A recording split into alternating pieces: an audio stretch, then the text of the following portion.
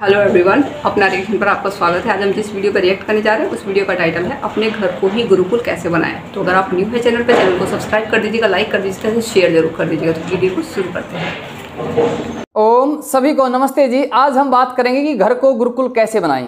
यदि आप घर को गुरुकुल बना लेते हैं तो मैं आपको सीधे सीधे शब्दों में कहता हूँ, घर से रोग भाग जाएंगे, घर से डिप्रेशन भाग जाएगा, मानसिक तनाव आसपास भी नहीं है, और जो हमारे गंदे विचार हैं वो भी दूर भाग जाएंगे। घर के सदस्यों में बहुत प्रेम बन जाएगा और घर का वातावरण इतना सात्विक हो जाएगा कि घर में मतलब आनंद आएगा। गुरुकुल संस्कारों का आधार है, गुरुकुल राष्ट्रवाद का आह्वान है, गुरुकुल सामनस्य का अभियान है, गुरुकुल अपने गौरव की पहचान है, गुरुकुल ब्रह्मचर्य का यशोगान है, गुरुकुल देवयान का अनुचान है, गुरुकुल संस्कृति का उपमान। और ये आप ऐसा घर में कर सकते, कोई मुश्किल नहीं है। हमने किया ये जो गुरुकुल हमने चलाया, जो दिनचर्या हमने चलाई, वो दिनचर्या आप घर पर भी कर सकते हैं। कुछ भी मुश्किल नहीं है। कुछ चीजें हैं जिनका आपने पालन करना है, जो आपने घर पर लागू करनी है। गुरुकुल में मुख्य रूप से तीन चीजें होती हैं। मुख्य रूप से तीन चीजें क्या क्या होती हैं? सबसे पहले होता है गुरुकुल में नियम होते हैं, नियम बना दिए जाते हैं। और जब नियम बना दिए जाते हैं और उसमें, क्योंकि आप किसी को दंड दोगे तो उसको कष्ट होगा। यदि आपने नियम बना दिया, उसको पता है मैंने नियम तोड़ा है, उसको दंड मिलेगा तो उसे कष्ट नहीं होगा। तो गुरुकुल में नियम होते हैं, नियम के साथ दंड निर्धारित होता है। भाई यदि आपने इस नियम का पालन नहीं किया तो ये दंड आपको दिया जाएगा। और जब दंड होता है तो फिर अपने आप क्या हो जाता है? अनुशासन। नियम है, दंड है, तो अपने आप अनुशासन हो जाता है। इसलिए गुरुकुल प्रसिद्ध होते हैं। किसी का बच्चा बिगड़ भी जाता है तो लोग कहते हैं भाई गुरुकुल में छोड़ दो, सुधर जाएगा। तो अब आप ऐसा वातावरण अपने घर पर भी दे सकते हैं। वीडियो पूरी देखना। और हमने ये 10 महीने तक ये गुरुकुल चलाया है और पूरे भारत से 22-24 राज्यों से नौजवान यहाँ आए हैं। मैं अकेला एक आचार्य पद को संभालते हुए नौजवानों को हमने इतना व्यवस्थित रखा है, बहुत बढ़िया तरह। और घर में 2-4 बच्चे बराबर के हो तो घर वालों से वही काबू में नहीं आते, वही झगड़ते रहते हैं। लेकिन आप उन नियमों को जो मैं बताने जा रहा हूं पालन करेंगे, घर पे लागू करेंगे, तो विशेष घर स्वर्ग बन जाएगा। उसमें क्या होता है? सबसे पहले घर के आप नियम बनाओ, साथ के साथ दंड निर्धारित करो और फिर अनुशासन अपने आप बनेगा। अब एक एक चीज मैं शुरुआत से बता रहा हूं। सबसे पहले आप क्या करें? जो सबसे पहले आप शुरुआत करें उसके लिए आप घर में क्या करें? सुबह उठने का आपका नियम निश्चित हो। भाई हम सुबह 4 बजे उठेंगे या 4:30 बजे उठेंगे, ज़्यादा अधिकतम करो तो 5 बजे, इससे लेट मत करो। हम सुबह 5 बजे उठ जाएंगे। और जब सुबह 5 बजे उठे तो क्या करें? एक बड़ा व्यक्ति घर का, जो भी घर का बड़ा सदस्य है, दादा दादी माता पिता, वो खड़े हो जाएंगे और मंत्र पाठ हो। भाई उस समय सब आ जाएं।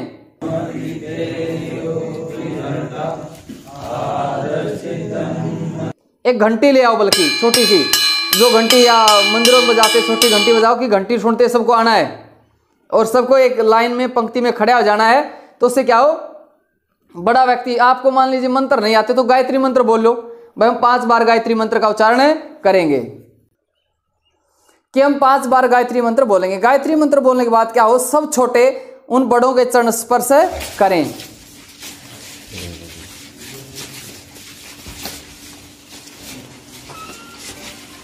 और आपस में भी नमस्ते करें। इससे बच्चों में अभिवादन और चरण स्पर्श करना ही सीख जाएंगे। यहां से पहला काम ये। उसके बाद क्या हो?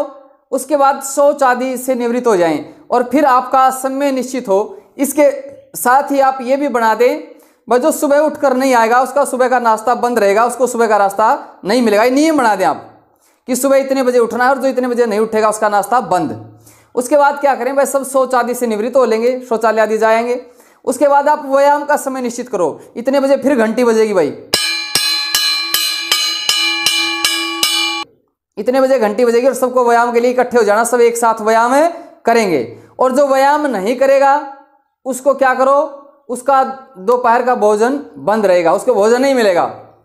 व्यायाम निश्चित करो।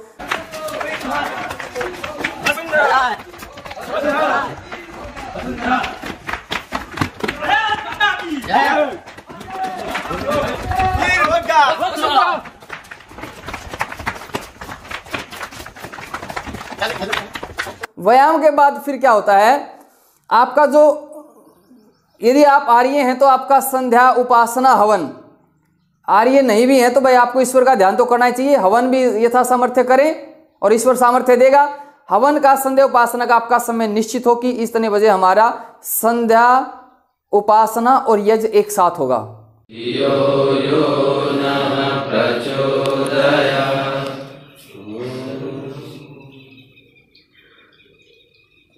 परम पिता परमात्मा की बड़ी असीम कृपा से इस संसार की सर्वश्रेष्ठ योनि मनुष्य योनि हमें मिली है। ओम भुवनवायवे प्राणाय स्वाहा इदं वायवे प्राणाय इदं नमः।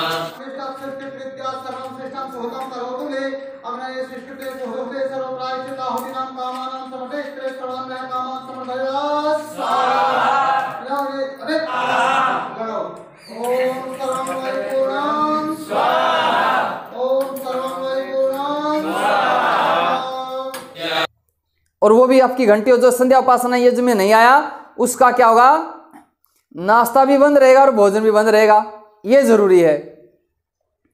उसके बाद आप जो आपका नाश्ता है वो भी समय निश्चित हो उसका भी, उसके भी फिर घंटी बजा दो भाई, अब नाश्ता सब एक साथ करें भाई, नाश्ता घंटी लगी सब नाश्ता समय निश्चित करें भाई, इतने बजे हम नाश्ता करेंगे तो निश्चित करें। इससे क्या होगा, आपको आश्चर्य होगा कि आपका शरीर पूरा ऑटोमेटिक हो जाएगा, ऑटोमेटिक पूरा।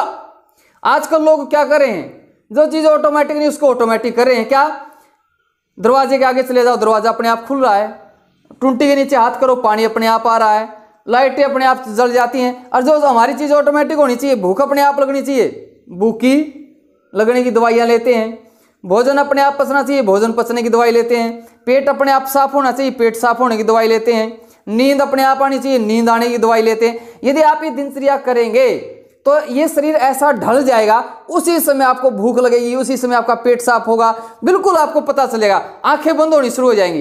अरे इसका आप बता दोगे कि 9 बजने वाले हैं, आपका पेट में शौच का दबाव बढ़ने लग जाएगा, आप समझ जाओगे कि हाँ अब इतने बजने वाले हैं, इतना शरीर ऑटोमेटिक हो जाएगा। ये दिनचर्या इतनी विशेष होती है, सब मानसिक दबाव प्रेशर सब खत्म, शरीर स्वस्थ हो जाएगा।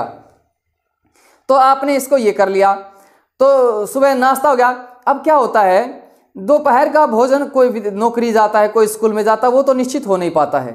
जो निश्चित कर सकते हो भाई दोपहर का, घर रहते वो दोपहर का भी समय निश्चित कर लें। उसके बाद एक जो सबसे खास बात है, 2 चीज़ें, एक तो मोबाइल समय निश्चित करो। ये जो बच्चों का है ना मोबाइल वाली बात है, ये मोबाइल का निश्चित करो। इनका ये नहीं कि हर समय इनके पास मोबाइल है, मोबाइल को चलाते रहें, ऐसा ना हो। समय निश्चित करो भाई आपको इतने बजे से इतने बजे के बीच में मोबाइल प्रयोग करना। जैसे हम यहाँ रखते थे 12 बजे से 2 के बीच में, जब भी उनको फ्री हो, और मोबाइल अंदर कमरे में घुस कर प्रयोग नहीं करना। आजकल लड़कियां दरवाजे बंद करके चैटिंग करते हैं, लड़के लड़कियां, भाई आपको सबके सामने प्रयोग करना है, बच्चों को अकेले नहीं छोड़ना है।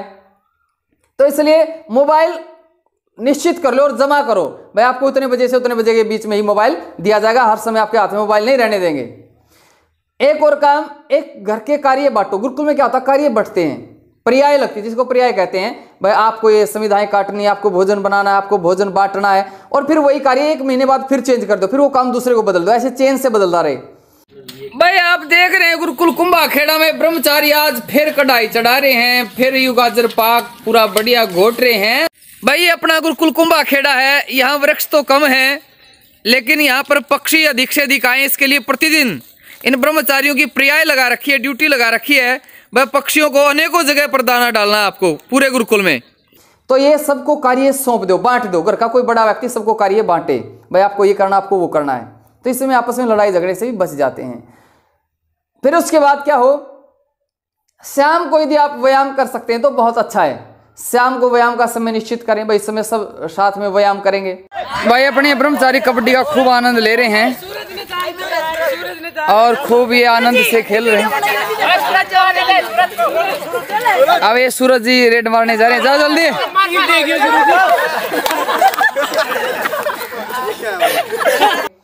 शाम को फिर वही शाम को भोजन किया। भोजन का समय निश्चित होना चाहिए, जो शाम को रात्रि में आप करते हैं उसका समय निश्चित हो, कितने बजे भोजन होगा, सब साथ में करेंगे। एक आध ड्यूटी से लेट सेट आता तो कोई बात नहीं उस वाली। तो शाम का भोजन निश्चित हो गया है। भोजन के बाद आप कोई अच्छी पुस्तक जरूर पढ़ें, भ्रमण करें थोड़ा सा। सच्चिदानंद स्वरूप निराकार सर्वशक्तिमान न्यायकारी दयालु। और कोई अच्छी पुस्तक का स्वाध्याय करें और बच्चों में अच्छे संस्कार आए। सत्यार्थ प्रकाश है, ऋग्वेद आदि भाष्य भूमिका है, आर्य मान्यताएं हैं, दो मित्रों की बातें हैं, तो बहुत सी पुस्तकें हैं, आप उनका स्वाध्याय जरूर करें। और फिर रात्रि में आप सोने का समय निश्चित हो, प्रयास करो 10 से लेट ना हो, 9 बजे सो जाओ तो अति उत्तम है।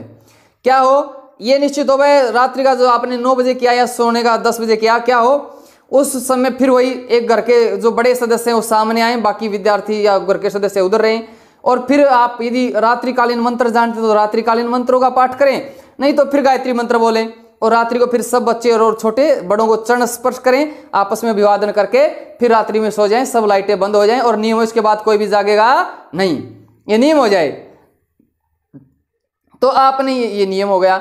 इसके साथ में ही आपने एक चीज का और ध्यान रखना, क्या घर में आपने बीड़ी, शराब, हुक्का, सिगरेट, ताश खेलते ना जो ताश खेलना, चाय कॉफी सब बंद कर दो। अब मान लीजिए यहाँ गुरुकुल में आती है, यहाँ भी सब बंद हो जाती हैं, तो क्यों अब जब गुरुकुल का वातावरण होगा तो ये वैसे ही अच्छा लगेगा। यहाँ कोई ड्राइवर आ जाता गाड़ी लेके, गुरुकुल में बीड़ी भी नहीं पता, उसे पता है बीड़ी भी नहीं पीता, उसे पता है तो गुरुकुल है, बाहर जाकर पिएगा जो अपनी पीनी है। जब आपका घर का वातावरण ऐसा हो जाएगा तो आपके रिश्तेदार कोई भी आए आपके घर कभी बीड़ी बाड़ी नहीं पिएंगे। हमारे पास कभी नहीं पीते थे जब हमने घर नहीं छोड़ा था, हमारे कमरे में कोई मतलब नहीं था। तो ऐसा वातावरण आप घर का बनाएं और इस वातावरण के साथ आपका घर इतना विशेष हो जाएगा, बिल्कुल गुरुकुलीय वातावरण, वही घंटी बजना, वही दिनचर्या। और साथ में आप बल्कि एक अटेंडेंस रजिस्टर भी लगा लो, उसमें नाम लिखो सबके, 10, 11, 12 नाम बोलो, हाँ भाई वो आया, हाँ ठीक है। उसके बाद आप दिनचर्या शुरू करो। असल आजकल संयुक्त परिवार तो है नहीं, 5-7 तो आदमी रहते हैं घर में, ठीक है ना। इसके साथ में एक बात और कहना चाहता हूं, सुबह शाम जैसे हम यहाँ उपासना ध्यान करते हैं ना, यदि आप कहो जी उपासना की वीडियो डालो जिसमें यम, नियम, आसन, प्राणायाम, प्रत्याहार, धारणा, ध्यान, समाधि होती है, यदि आप कहते हो जी वो वीडियो डालो, वो लगभग 1 घंटे की होती है। उसमें यम नियमों पर तो खूब चिंतन होना चाहिए। हमारा यहाँ रिकॉर्ड था, बच्चे चोरी नहीं करते, यहाँ दूसरे की चप्पल भी नहीं पहनेंगे, बिना अनुमति के किसी की चम्मच तक नहीं उठाएंगे। उसमें यम में क्या क्या आता है, अहिंसा, सत्य, अस्तेय, ब्रह्मचर्य, अपरिग्रह। नियम में क्या क्या आता है, शौच, संतोष, तप, स्वाध्याय, ईश्वर प्रणिधान। और इन पर हम खूब विचार करते हैं, भाई अहिंसा क्या है, कैसे पालन हो, सत्य क्या है, अस्तेय क्या है, खूब इस पर विचार करते हैं। तो इस तरह आप अपने घर को गुरुकुल बना सकते हैं। और मैंने कहा यदि आप कहते हो भाई हाँ उपासना की वीडियो डालो जी, उपासना जैसे हमने सीखी है, जैसा हमने प्रयास किया है कि अच्छे यम नियमों का तो विशेष बताओ जी, कहो जी पूरी वीडियो डालो तो पूरी वीडियो डालें भाई, कहो जी यम नियमों का ही बता दो कि यम नियमों पर खूब चिंतन हो, ताकि बच्चों में अच्छे विचार, दोनों समय उनको बुराई हटती रहे, तो यम नियमों के ऊपर ही हम अगली वीडियो बना दें। तो ऐसा भी हम रख सकते हैं, आप अपने विचार अनुसार बताएं। इसके साथ ही साथ मैं चाहता हूं एक वीडियो में ये भी डालूं कि बच्चों के साथ कैसा व्यवहार करें, बच्चे कैसे माता पिता के आज्ञाकारी बनते हैं। क्योंकि मैं भी गुरुकुल में रहा हूं, मैं एक अकेला और यहाँ 80 नौजवान और कई तो मानसिक रूप से परेशान, उन नौजवानों को संभालना, उनका एक विशेष, उनका मतलब विद्यार्थियों का बहुत अनुशासनीय आ रहा है और मेरे प्रति भी विशेष लगाव, मेरी बात मानना, मेरे आते ही सावधान रहना। तो ये किन किन बातों का ध्यान रखना पड़ता है, यदि आप कहो तो मैं इस पर भी एक वीडियो बना सकता हूँ। आपकी रुचि पर बात है, आप कितने कमेंट कर कर क्या विचार देते हैं। और जो हमारे ब्रह्मचारी गुरुकुल में आए हुए हैं भाई, ये भी अपने विचार रख दिया करो, आपने गुरुकुल में कैसा क्या लगा।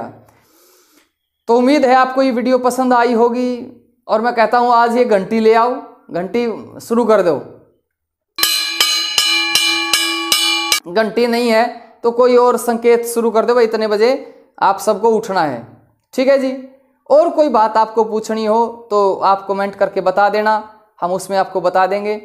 और अगली वीडियो बता देना भाई उपासना पे डालें या सिर्फ यम नियमों पर डालें, या बच्चों के साथ कैसा व्यवहार करें, बच्चों को कैसे संस्कारी बनाएं, इस पर डालें। तो आप अपना अनुभव बताएं तो अगली वीडियो हम उस पर डाल देंगे। और कोई बात होगी, अरे हाँ मैं ये कह रहा था घर में कोई अतिथि आए ना, अब कहो जी आप चाय से कॉफ़ी से मना करो, फिर क्या दें? पानी दे दो भाई। हम तो वैसे यहाँ आंवला का मुरब्बा ले रखा था, वो अतिथि बहुत आते थे तो ज़्यादा खर्च भी नहीं था। आंवला का मुरब्बा, 1 गिलास पानी का और कुछ आंवला का एक मुरब्बा सा काट के तोड़ के उसको दे देते थे, तो ये अच्छा रहता था। इससे अतिथि सत्कार भी हो जाता और कोई चाय कॉफ़ी की ज़रूरत भी नहीं है। किसी घर में दूध होता तो दूध दो। तो ये कुछ बातें आपके सामने मैंने बताई हैं, और आपका कोई सुझाव हो, कोई बात हो तो आप वो भी बता दें। और प्रयास है भाई हमने, और ये मैंने बातें ऐसी नहीं बताई, मैं कई साल गुरुकुल में रहा हूँ और मैंने 10 महीने गुरुकुल स्वयं भी चलाया है, तो ये प्रैक्टिकल बात हैं सारी। बहुत अच्छी व्यवस्था आप कर सकते हैं।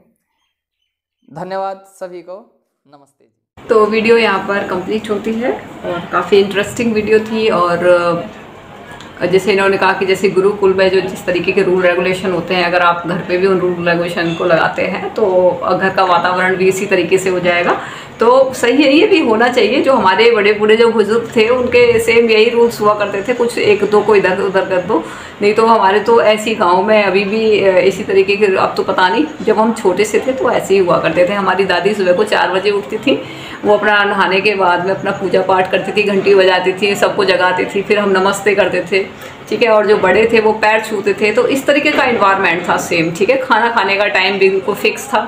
आपने मॉर्निंग में नाश्ता वगैरह जो भी है खाना खा लिया, उसके बाद में फिर 2-3 बजे भूख लगती थी, फिर उसके बाद में जल्दी खाना खा लेते थे 6 बजे के आसपास, और अपना 8 बजे सोने के लिए चले जाते थे। 7 बजे, मतलब कि गांव में उस टाइम पे लाइट हुआ नहीं करती थी, तो क्या था कि टाइम टेबल बिल्कुल ऐसे ही था कि 6 बजे अपना खाना खाया, 5, साढ़े 5 6 बजे तक तो खाना बन के रेडी हो जाता करता था, और 7-8 बजे तक तो आप अपने सोने के लिए चले जाते थे, ठीक है। तो अच्छा, मतलब एक अच्छा रूटीन था, और बड़े बूढ़ों की, बड़े बुजुर्गों की रिस्पेक्ट करना, इस चीज़ का बड़ा ध्यान रखा जाता था, ठीक है। और पूरे रूल्स फॉलो होते थे। लेकिन जैसे जैसे शहरों में आए और वहाँ पे क्या है कि पेरेंट्स खुद ही अपने आप रूल्स फॉलो नहीं कर पाते हैं, तो वो बच्चों को क्या कहेंगे कि भी आप रूल्स फॉलो करो। पेरेंट्स खुद नहीं करते हैं, ठीक है। वो खुद नहीं टाइम पे उठते हैं ना, खुद वो टाइम पे पूजा पाठ करते हैं, फिर क्योंकि बच्चों की कोई गलती नहीं है ना, बच्चे तो वही फॉलो करेंगे जो पेरेंट्स करते हैं। तो पेरेंट्स को सबसे पहले सुधरने की ज़रूरत है, वही नहीं सुधरते, ठीक है। किसी किसी की मजबूरी होती है, क्योंकि जो आजकल जॉब का वो ज़्यादा वो चल रहा है, तो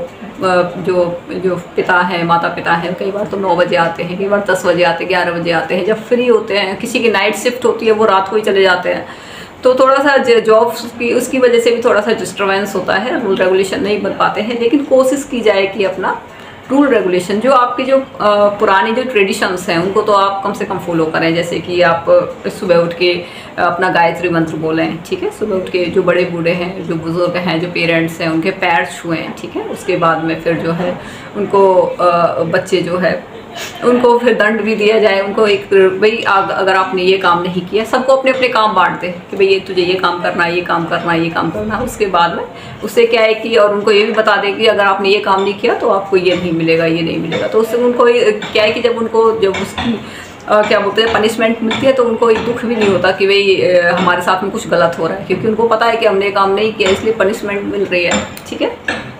तो ये भी ज़रूरी है। और बच्चों को काम भी देना चाहिए। मान लो एक मदर एक अकेली पूरे दिन घर में काम करती रहती है, बच्चे क्या करते हैं, सामान को इधर फेंका उधर फेंका, ये कर दिया। बड़े जो जेंट्स होते हैं उनको भी ज़्यादा वो नहीं रहता, वो भी इधर उधर सामान को कहीं भी फेंक देते। तो एक बंदा कहाँ तक सफाई करेगा, वो कितनी भी सफाई कर ले, वो घर की सफाई कर ही नहीं सकता, ठीक है। तो क्या है कि सभी को ही, सबके ऊपर ही रूल्स रेगुलेशन होने चाहिए कि भाई अगर आप आए हैं तो बाहर शूज़ निकालें, बच्चे हैं तो बच्चों से कहें कि बेटा आपको ये जो बर्तन वगैरह हैं, जो भी हैं, मैट वगैरह हैं, ये सब चीज़ें आपको सेट करनी है। मदर का काम अपना खाना वाना बनाना, उनकी केयर करना, ये सारी चीज़ें हो जाती हैं। तो सभी अगर अपना अपना काम करते हैं तो घर में एक सुख शांति सी बनी रहती है। और उसके बाद में फिर जब रात का डिनर का टाइम होता है तो अपना टाइम पे ही अपना डिनर कर लें। ये नहीं कि रात को 10 बजे खाना खा रहे हैं, क्योंकि अगर 9 बजे भी आप खाना खाते हैं, 10 बजे खाना खाते हैं, तो उससे आपका डाइजेशन सिस्टम ख़राब हो जाता है, क्योंकि उसको पचने के लिए टाइम चाहिए होता है, ठीक है। इसलिए कोशिश की जाए कि खाना 6 बजे 7 बजे आप लास्ट खा लें। उसके बाद में फिर जो नेक्स्ट डे है उस दिन 10 बजे खाना खाएँ, ठीक है। क्योंकि अब तो क्योंकि जॉब पे भी जाते हैं तो सुबह सुबह थोड़ा बहुत नाश्ता करना ही पड़ता है। लेकिन जो घर पे रहती हैं, जो गृहिणी होती हैं, वो कोशिश करें कि अगर उन्होंने 6 बजे शाम को खाना खाया है, 6 बजे के बाद में वो 9 बजे फिर से खाना ना खाएं। 6 बजे खाना खाएं, 6 बजे के बाद में नेक्स्ट डे है 10 बजे तक वो खाना खाएं। कोशिश करें 12 बजे खाना खाएं। तो वो क्या है कि अगर आपका ज़्यादा वेट है तो वो आप किसी डॉक्टर के पास जाने की ज़रूरत नहीं है। आपका वेट अपने आप ही, जो आपके जो मौलिक वो जो अंदर जो रहते हैं वो खुद ही सफाई करते चले जाते हैं। कचरे की सफाई जो कि 6-6 महीने पुराना जो आपके शरीर में जो खाना सड़ रहा होता है और आप इस टाइम टेबल से खाना खाते हैं, तो वो क्या करते हैं, जो आपके अंदर जो क्या बोलते हैं उनको, वो उनको ही खाना शुरू कर देते हैं, कचरे को खाना शुरू कर देते हैं। ब्लॉकेज जो होती है शरीर की उसको खोल देते हैं, वो उसको भी खाना शुरू कर देते हैं। तो क्या है, शरीर में ब्लॉकेज भी खुल जाती है, वो ख़त्म हो जाती है। तो खाने का सबसे अच्छा रूल रेगुलेशन होना चाहिए, क्योंकि अगर आप इस पर आप फॉलो करोगे तो ना तो आप कभी बीमार पड़ोगे, ना आपको कभी स्ट्रेस होगा, ना कुछ होगा। क्योंकि जो हमारे जो पूर्वज थे बड़े ही इंटेलिजेंट थे, वो मैं हर वीडियो में यही कहती हूँ, क्योंकि वो थे इंटेलिजेंट, ठीक है। तो क्या है कि वो उनके यही रूल रेगुलेशन थे और वो बिल्कुल फिट रहते थे, ना उनका कभी सिर में दर्द, ना कभी कुछ एंजाइटी, ना कुछ, क्योंकि वो खाने पीने का उनका सबसे बड़ा वो था। क्योंकि खाना पीना अगर आपका सही टाइम पे बना हुआ है तो आप कभी बीमार नहीं पड़ सकते, कभी आपको एंजाइटी नहीं होगी, कभी कुछ नहीं होगा, ठीक है। और कभी ना ही कभी आपको दवाइयाँ खानी पड़ेंगी वो भूख लगने की या फिर फ्राई उसकी। तो वो आप टाइमिंग आपकी फिट होनी चाहिए कि 6 बजे आपको खाना है, फिर उसके बाद नहीं खाना, ठीक है। जो आपने देखा होगा कोरियन हो गए, जापानीज़ हो गए, ये लोग इतने दुबले पतले से रहते हैं। इनका पता है क्या रूल रेगुलेशन होते हैं, ये रूल्स के पक्के होते हैं। तो ये क्या करते हैं, 6 बजे के बाद 5 बजे के बाद में खाना नहीं खाते हैं। इंडियंस क्या करते हैं, 6 बजे के बाद भी 9 बजे खाना चल रहा है। तो क्या है कि हमें अपने ऊपर कंट्रोल नहीं है इस चीज़ का, ठीक है। इस वजह से ये प्रॉब्लम्स क्रिएट होती है। 9 बजे खाने का तो कोई तुक ही नहीं बनता है। आप 6 बजे 7 बजे 7:30 बजे बस ये लास्ट होना चाहिए खाना खाने का।